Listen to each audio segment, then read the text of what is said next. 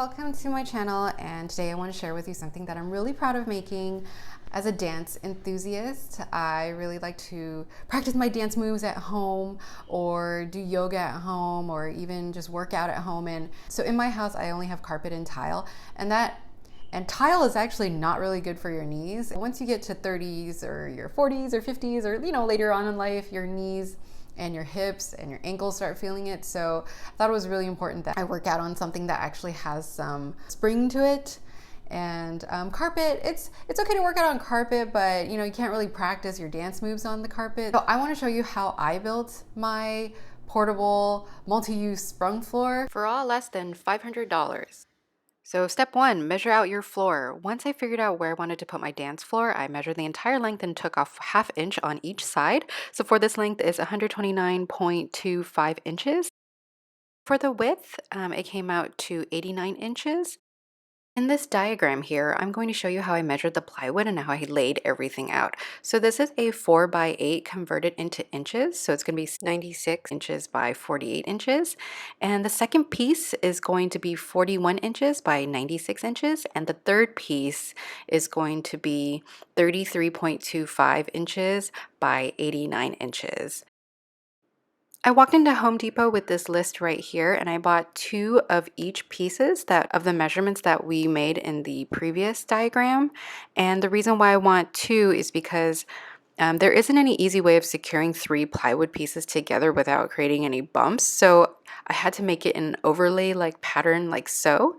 And I bought screws that would drill that you would drill all over the plywood, especially around the areas where it connects, because those are the weakest points. So wood expands and contracts based on the room temperature. I think I went a little bit overboard with cutting ½ inch off on each side, but I didn't want to damage my baseboards when I was putting them in. So I think as long as you do 1/4 inch off on each side, you'll be safe. Step 2, buy the plywood. This is the exact plywood I went for, and it's 1/2 inch thick. The actual thickness is 0.472, and overlaying 2 pieces of the plywood together would equal 0.95 inches thick. I bought the flathead wood screw so there aren't any bumps on the floor, and the wood screws are 7/8 of an inch, so they're just a little bit shorter than the total thickness of the plywood put together. You can get all these supplies at Lowe's or any other hardware store, but the reason why I chose Home Depot is because I own a tiny car and I didn't have a truck, and I could rent a truck for $19 for the first hour, which is like super cheap. After you have transported all your plywood to your home, it is time to install the plywood floor base.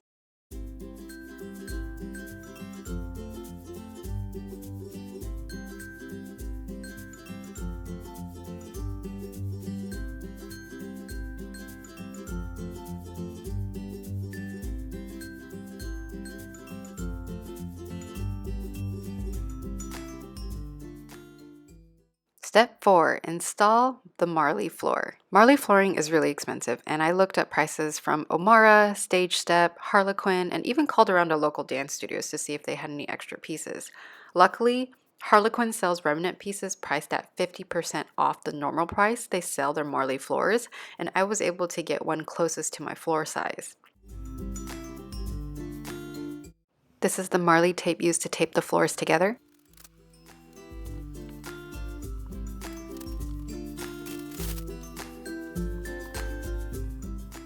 The MARLEY flooring comes with 2 colors, black and gray. I decided against the black because it would make my room too dark, and the gray matches my walls, so I went with the gray instead. There are many other types of flooring that you could install. I've thought about installing vinyl plank, which is very easy to install. All you need is a retractable blade. However, vinyl plank totaled up to be more expensive than the quote I got for the MARLEY, and it had too much grip to practice ballet in my opinion. Laminate flooring was also another option I was considering, but it would be harder to install because I would need to rent a circular saw, which I don't have, and basically cut each piece to fit. Laminate flooring would be perfect for practicing ballroom or social dancing, but it wouldn't have enough grip for ballet practice. Since my focus was more ballet, that's why I went with the MARLEY flooring.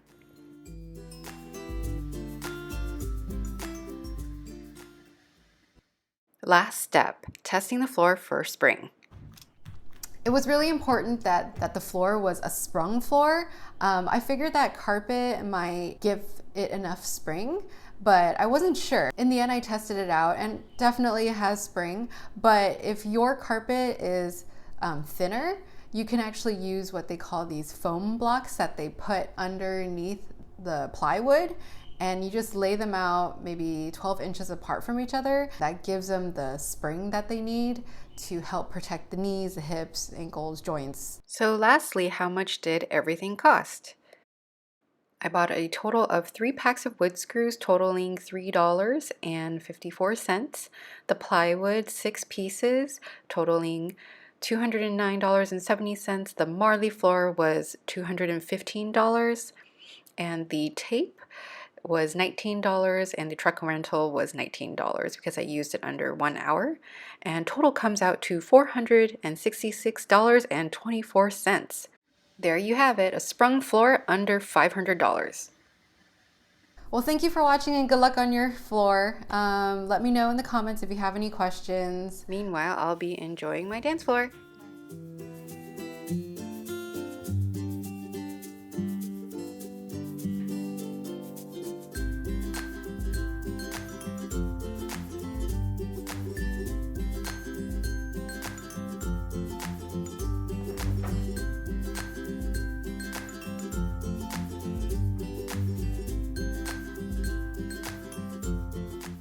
If you enjoyed this video, don't forget to subscribe, click like, and share it with your friends. Thanks for watching.